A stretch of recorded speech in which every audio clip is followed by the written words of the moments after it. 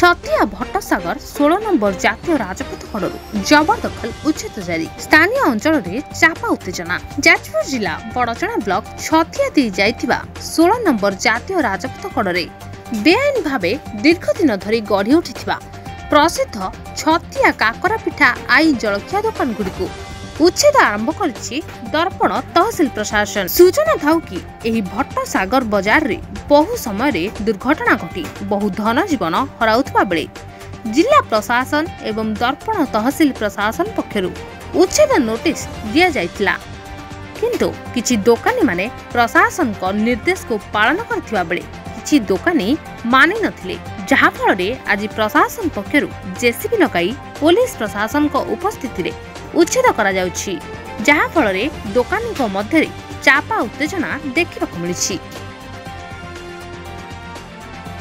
चंडीखोलू बनिता दास को रिपोर्ट संभव टीवी ओडिया।